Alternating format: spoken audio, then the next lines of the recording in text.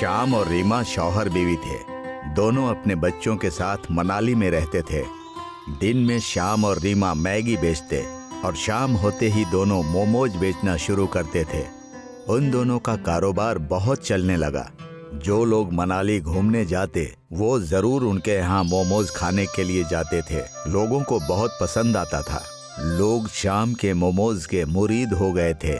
रीमा की मैगी के खरीदार नहीं आते थे। इससे श्याम और रीमा में अनबन होने लगी। क्यों बेगम, आज क्या बनाई हो खाने में?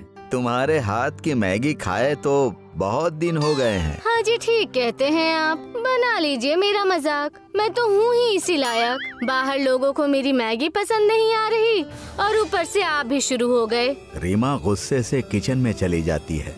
एक दिन शाम की दुकान पर एक आदमी आया और कहने लगा, भाई साहब, आपके मोमोज लाजवाब हैं। ऐसे मोमोज मनाली तो क्या, पूरी दुनिया में कहीं नहीं मिलेगा। मेरा तो दिल करता है भाई कि मैं आपके हाथ चूम लूं। तारीफ सुने कई दिन हो गए थे, आप आज आए हैं।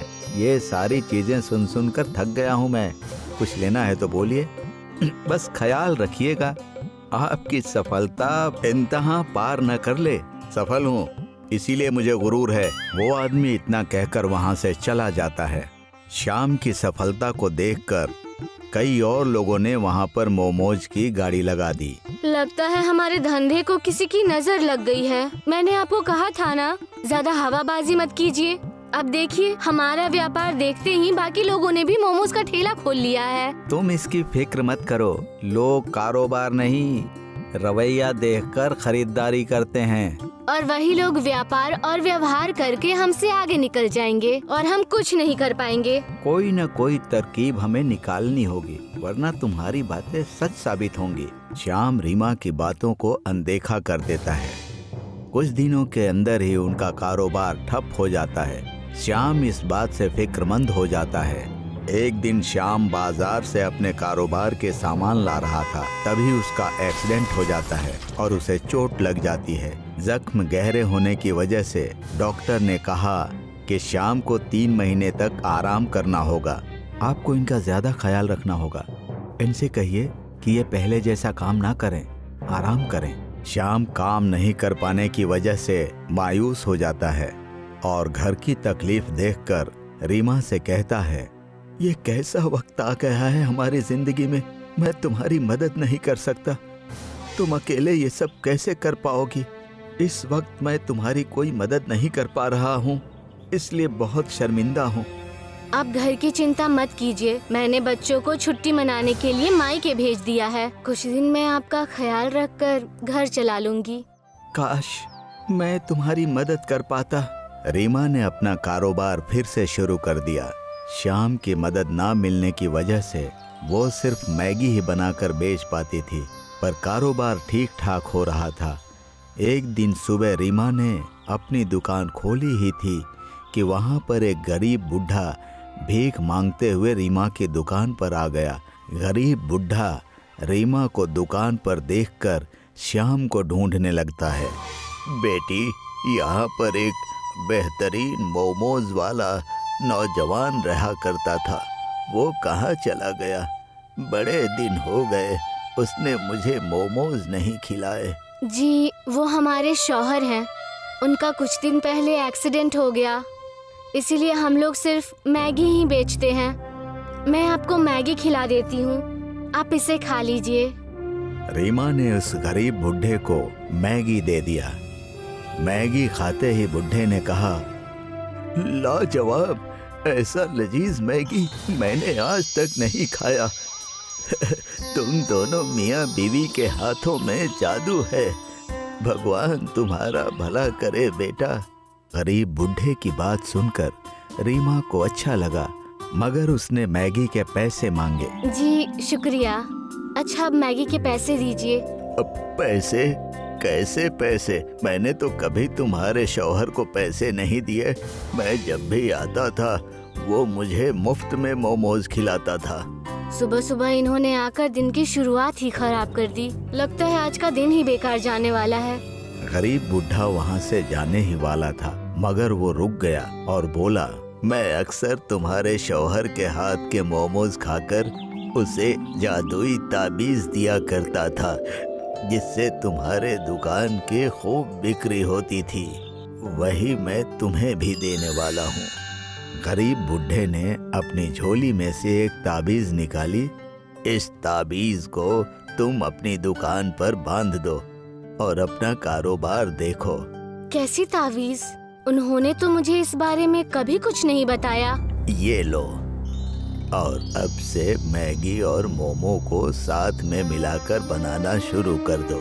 तुम मैगी बहुत बेहतरीन बनाती हो और अपने शौहर की मदद से मैगी और मोमोज को मिलाकर उसका कारोबार करो। इतना कहकर गरीब बुढ़ा वहाँ से चला जाता है। रीमा घर जाकर श्याम को सारी बातें बताती है। श्याम सारी बातें सुनकर कहता है, कई साल पहले एक बार ये गरीब बूढ़े बाबा हमारी दुकान पर आए थे। मैंने इन्हें मोमोज खिलाए। उस वक्त उन्होंने मुझे एक ताबीज दी थी, जिसे मैंने हमारे मोमोज की दुकान पर लगाई थी और दुकान चल निकली। लगता है ये वैसी ही ताबीज है। और उन्होंने ये भी कहा कि हमें मैगी और मोमोज बेचने चाहिए, मैगी और मोमोज का मिश्रण। जैसा उन्होंने कहा है हमें वैसा ही करना चाहिए। इससे हमारे कारोबार में सिर्फ बढ़त ही होगी। श्याम की बात सुनकर रीमा ने अपनी दुकान पर गरीब बूढ़े बाबा की ताबीज बांध दी और मैगी मोमोज बनाना शुरू कर दी। देखते ही देखते पूरे मनाली में उसके मोमोज और मैगी की बहुत तारीफ होने लगी। रीमा के हाथ की मैगी और मोमोज मुसाफिरों को इतने पसंद आने लगे कि हर कोई मजे लेकर खाने लगा। दूसरे मोमोज वाले अपना कारोबार बंद करके वहां से चले गए और श्याम की तबीयत पहले से बेहतर हो गई। अब से मैं भी तुम्हारा हाथ बटाऊंगा, हमारा कारोबार और चलने लगेगा। हमारे मैगी और मोमोज अब सबको पसंद आने लगे हैं। क्यों ना हम अपना धंधा एक हाथ गाड़ी से नए कैंटीन में बदल लें और तरह तरह के मैगी और मोमोज बनाकर बेचें। इससे हमारा मुनाफा होगा। कैंटीन ही नहीं, बल्कि अब हम मोमोज की पूरी फैक्ट्री खोल देंगे। तुमने परिवार और कारोबार बखूबी संभाला है। मेरे ना होने के बावजूद इससे ज्यादा गुरूर मुझे कभी नहीं हो सकता। श्याम और रीमा ने एक बड़ी सी मोमोज की कैंटीन खोल ली। उनका कारोबार पहले से 2 गुना ज्यादा चलने लगा और वो खुशी खुशी अपने परिवार के साथ फिर से रहने लगे। ये कहानी कमलेशपुरा कस्बे की है। वहाँ सावित्री अपने बच्चों के साथ रहा करती थी। सावित्री एक सरकारी स्कूल में टीचर थी। उम्र ज्यादा हो जाने की वजह से रिटायर होने का वक्त आ गया था। रोहन घर जमाई बनकर उनके साथ रहता था और लक्ष्मी उनकी एकलौती बेटी का नाम था।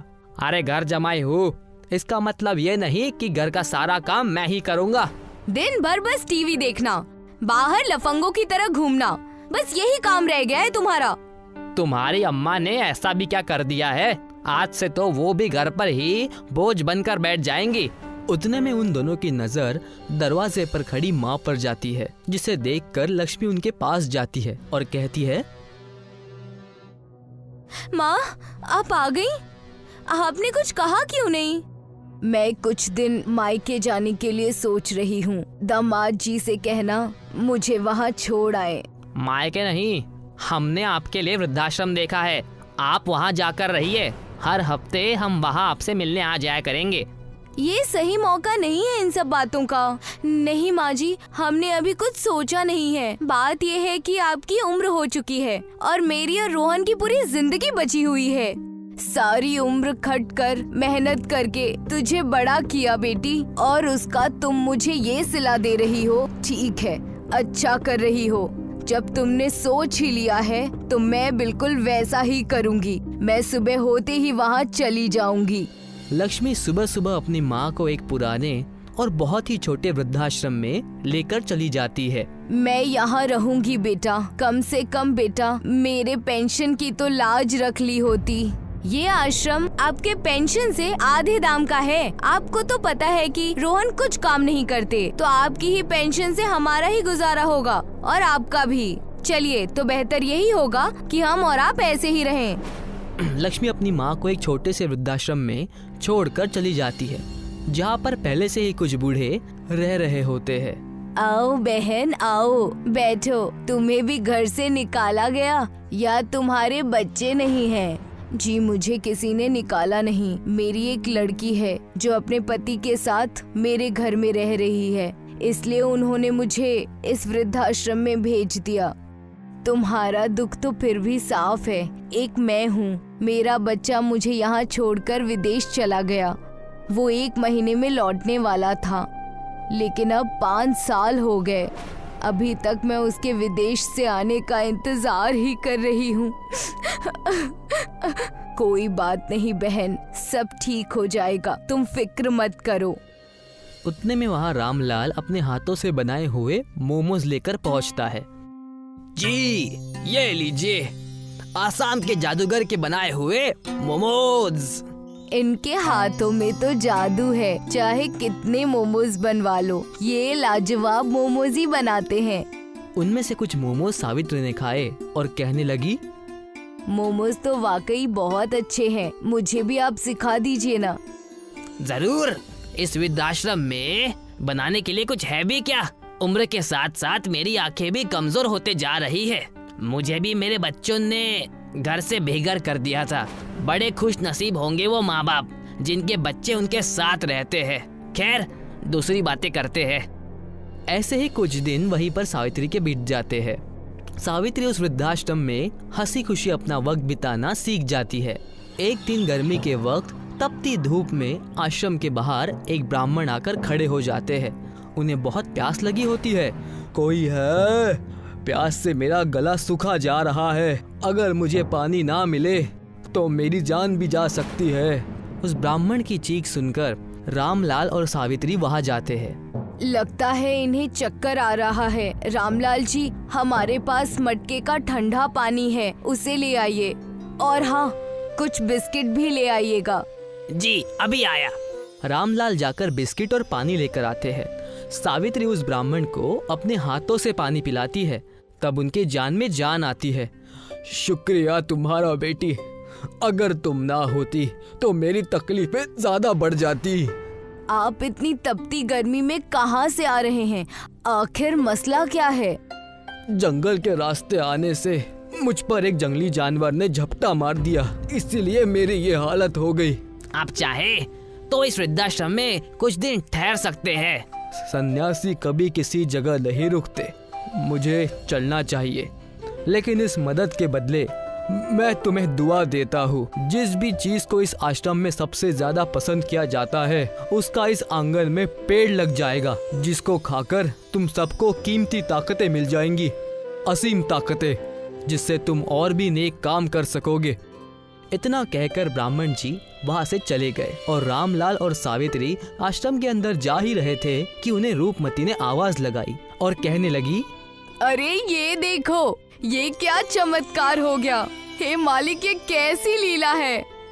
हमारे आश्रम में मामूली दरख्त मोमोज का दरख्त बन गया है। जैसे ही रामलाल और सावित्री वहाँ गए, उन्होंने वहाँ देखा कि आश्रम के आंगन में एक बड़ा सा मोमोज का पेड़ लगा हुआ है। फूल पत्तों में फलों की तरह मोमोज लगे हुए हैं। ये उस ब्राह्मण की दी हुई बरकतें हैं हमारे आश्रम को। इस मोमोज को खाकर देखते हैं, जरूर हमें कोई न कोई ताकत मिलेगी। नेकी और पूछ पूछ, मैं जल्दी से सारे मोमोज तोड़कर नीचे रख देता हूँ। रामलाल ने मोमोज के पेड़ से फल तोड़े और खाए। देखते ही देखते उनके अंदर कई सारी ताकतें आ गई। मोमोज के पेड़ के मोमोज खाने से उनके अंदर बदलाव आने शुरू हो गए। मेरे जिस्म में उथल पुथल हो रही है। इन जादुई मोमोज ने अपना असर दिखाना शुरू कर दिया है। तुमने सही कहा।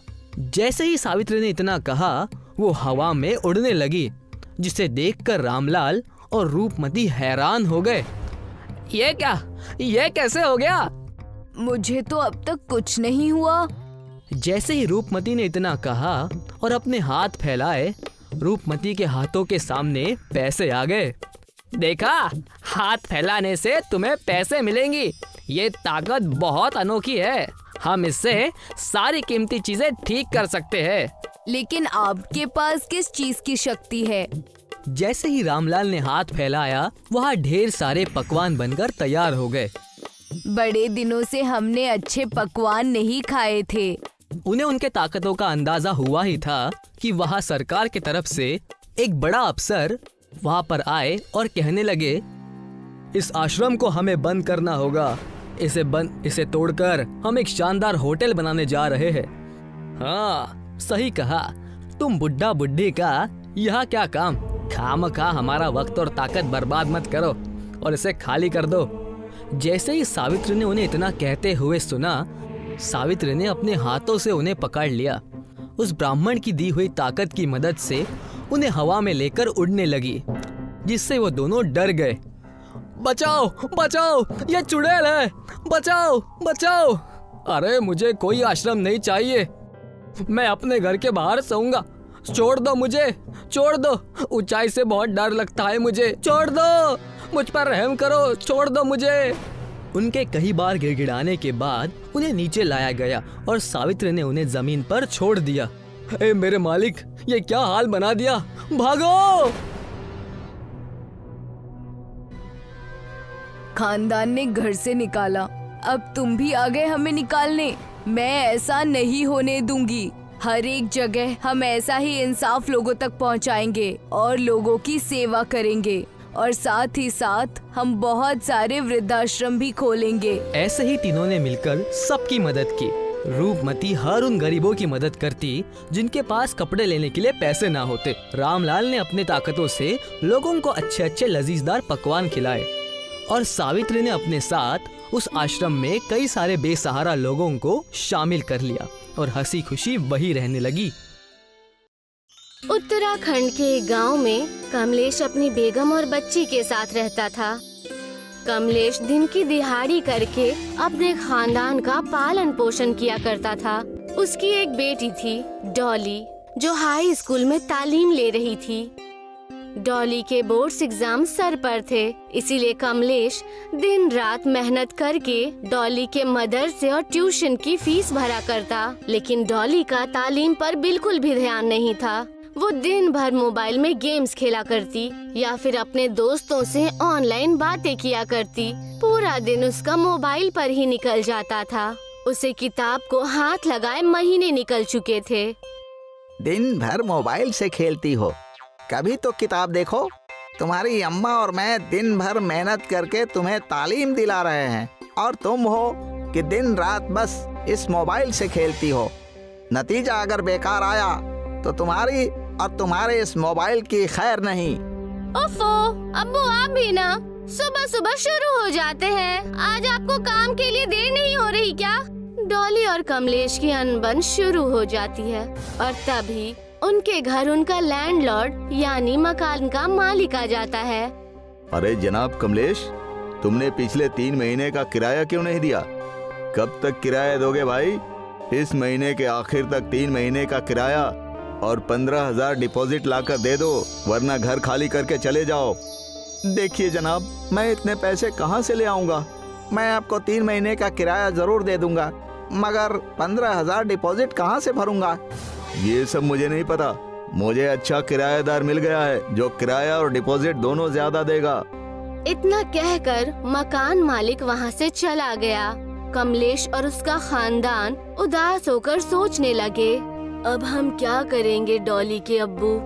हमारे पास तो और कोई जरिया भी नहीं है और ना ही कोई रिश्तेदार जिससे हम मदद ले सके। अरे मेरी समझ में तो कुछ भी नहीं आ रहा है, अंधेरा ही अंधेरा दिख रहा है। इतना कहकर कमलेश मजदूरी करने चला जाता है। कमलेश जब दिहाड़ी करने अपने स्थान पर पहुंचता है, तब वो देखता है कि दूसरे मजदूर अपना अपना सामान बांधकर वहां से जा रहे हैं। अरे क्या मालूम आज सुबह सुबह किसका मुंह देखा था, किस्मत बहुत खराब चल रही है। अरे क्या हुआ भाई साहब, सारे मजदूर कहाँ जा रहे हैं? अरे कहाँ जाएंगे? अपने अपने घर जा रहे हैं। और कहाँ? ठेकेदार ने सबको नौकरी से निकाल दिया। उस आदमी की बात सुनकर कमलेश भागता हुआ ठेकेदार के पास पहुंच जाता है। अरे ठेकेदार साहब, हम सारे मजदूर कहाँ जाएंगे? हमारे बच्चे परिवार क्या खाएंगे? अरे तो मैं क्या करूं? मैंने क्या जानबूझकर ये काम बंद किया है? जिनकी जमीन है उनका कारोबार ठीक नहीं हो रहा है, इसीलिए उन्होंने सबको काम से निकाल दिया। ठेकेदार साहब, आपके पास कोई दूसरा काम है? बराए मेहरबानी बताइए, वरना मेरा परिवार भूखों मर जाएगा। अरे यहाँ तो कुछ नहीं है, तुम्हें बाहर ही काम की तलाश करनी पड़ेगी। मुझे माफ करो भाई। कमलेश ठेकेदार की बातों को सुनकर वहाँ से चला जाता है और वो रास्ते में एक मंदिर के पास बैठकर सोचने लग जाता है। हे भगवान, मैं अपनी बीवी और बच्ची को कैसे संभालूंगा? मुझे आपकी मदद चाहिए, कुछ तो रास्ता दिखाइए भगवान, मुझे कोई रास्ता बताइए। ठीक उसी समय एक आदमी परेशान मंदिर की तरफ भागता हुआ आता है और आकर मंदिर के पीछे छिप जाता है। उस आदमी के पीछे कई गुंडे पड़े हुए थे। अरे कहाँ छुप गया? बाहर आ, आज तेरी खैर नहीं। चलो उसे दूसरी तरफ तलाशते हैं, मैंने इसी तरफ उसे भागते हुए देखा है। कमलेश ने उस आदमी को छुपता हुआ देख उससे बात करने का फैसला किया। क्या हुआ भाई, क्या चोरी करके भागे हो जो लोग तुम्हारे पीछे भाग रहे हैं? मैं कोई चोर नहीं हूँ, मेरी प्लास्टिक बनाने की एक फैक्ट्री है, हुकूमत ने उस पर रोक लगा दिया है, इसी वजह से लोग मुझे मारने के लिए मेरे पीछे पड़े हैं। उनका कहना है कि मैंने प्लास्टिक का इस्तेमाल करके आबो हवा को आलूजा किया है। आबो हवा को तो तुमने आलूजा किया ही है, जाओ, इसमें मैं भी तुम्हारी कोई मदद नहीं कर सकता। इतना कहकर कमलेश वहाँ से जाने ही लगता है। तभी कैलाश ने उससे आवाज लगाकर कहा, सुनो भाई, 1 मिनट रुको। क्या तुम मुझे कुछ दिनों के लिए अपने घर पर छुपा सकते हो? जैसे ही माहौल दुरुस्त हो जाएगा मैं अपने घर चला जाऊंगा और दूसरा कारोबार शुरू करूंगा। अरे भाई, यहाँ पर मेरे रहने के लिए खुद का ठिकाना नहीं है, ऊपर से तुम अलग मेरी किस्मत में अटके हो। कमलेश वहाँ से चला जाता है। कमलेश अपने घर जाकर पूरी बातें अपनी बेगम और बेटी को बताता है। अब हम क्या करेंगे? डॉली के बोर्ड्स एग्जाम सर पर हैं। कहीं हमारे घर की तकलीफ की वजह से हमारी बेटी फेल ना हो जाए। डॉली उस समय अपने मोबाइल पर गेम खेल रही थी और सारी बातें सुनने के बाद डॉली ने कहा, पापा, क्यों ना हम प्लास्टिक का घर बनाकर वहाँ पर रह ले? प्लास्टिक का घर कैसे? प्लास्टिक से तो हमारी आबो हवा खराब होती है। आज ही मेरी मुलाकात एक आदमी से हुई जिसके पीछे लोग पड़े हुए थे, प्लास्टिक की फैक्ट्री थी उनकी। क्या आप उस आदमी को जानते हैं? क्यों ना उनकी फैक्ट्री से कुछ प्लास्टिक की बोतल लेकर हम अपना खुद का ही एक घर बना ले। मैंने भी सुना है प्लास्टिक कभी नहीं सड़ता और इससे हमारे घर की तकलीफ दूर हो जाएगी और आपका कारोबार भी चलने लगेगा। अरे तुम दोनों की अक्ल ठिकाने पर तो है, कुछ भी बोले जा रही हो। प्लास्टिक का घर कैसे बन सकता है? घर वालों की बातें सुनकर कमलेश रात भर प्लास्टिक के घर के बारे में सोचने लगता है और वो सुबह उठकर कुछ चिप्स और बिस्किट के पैकेट लेकर मंदिर की ओर चला गया। कैलाश भाई, आप हैं या चले गए? मैं आपके लिए कुछ वेफर्स और बिस्किट लेकर आया हूँ। मंदिर जाने के बाद उसने देखा कि कैलाश वहीं मंदिर के बागीचे की सीट पर सोया हुआ था। क्या बात है भाई, तुम अभी आ रहे हो? जब मच्छरों ने पूरी रात मुझे परेशान किया तब तुम कहाँ थे? अरे ये सब बातें छोड़िए, मेरे पास ऐसी तरकीब है जिससे हम दोनों के काम हो जाएंगे। क्या है, जरा मुझे भी तो बताओ। कमलेश कैलाश से सारी बातें बताता है। हमें आपकी फैक्ट्री की प्लास्टिक बोतल की जरूरत पड़ेगी, उसके अंदर मिट्टी भरकर हम कई घर बना सकते हैं। इससे आपका कारोबार फिर से तेजी पकड़ लेगा और हम जैसे गरीबों की मदद भी होगी। हाँ, तरकीब तो तुम्हारा बहुत बढ़िया है, मगर तुम्हें क्या लगता है कि ये काम हम दोनों कर पाएंगे? हमें और भी लोगों की मदद चाहिए। हाँ, उसकी आप फिक्र मत करो, मेरे साथ कई मजदूर हैं जिन्हें काम की ज़रूरत है। उन्हें आप दिन की दिहाड़ी देंगे तब वो काम करना शुरू कर देंगे।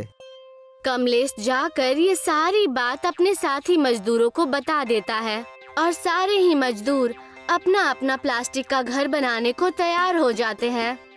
चलो भाइयों, अब हम लोग कुछ अपना और अलग करने जा रहे हैं। हमें पूरी मेहनत से काम करना होगा, तब हम सफल हो जाएंगे। अरे मगर हम अपना घर बनवाएंगे कहाँ? अरे तुम सब इसकी फिक्र मत करो, मेरी फैक्ट्री के पास ही बहुत बड़ी खाली जमीन है, तुम सब अपना अपना घर वहाँ बना सकते हो। सारे मजदूरों ने बॉटल्स के अंदर मिट्टी भर के बॉटल के ऊपर बॉटल रखना शुरू कर दिया और उनके घर बनने का काम शुरू हो गया। कुछ वक्त बीत गया और अब मजदूरों का घर बनकर तैयार हो चुका था। लेकिन उसी समय बहुत भयानक बाढ़ आ गई। अरे बहुत जोरों की बारिश हो रही है, लगता है हमारा प्लास्टिक का घर डूब जाएगा। डॉली बेटा जरा संभल के। पूरे गांव में पानी भर गया है, कहीं हमारे घर के अंदर भी ना आ जाए। प्लास्टिक के मजबूत होने की वजह से पानी घर में नहीं आ सका। देर बाद बारिश रुक जाती है। हमारा घर बच गया, हुर्रे! सारे मजदूर और उनके खानदान मिलकर जश्न मनाने लगते हैं। तभी डॉली वहाँ पर आकर कहती है, अब्बू देखिए, मेरा आज का रिजल्ट आ गया और मैं फर्स्ट आई हूँ। कमलेश और उसका खानदान ये सुनकर बेहद खुश हो जाते हैं और जश्न मनाने लगते हैं।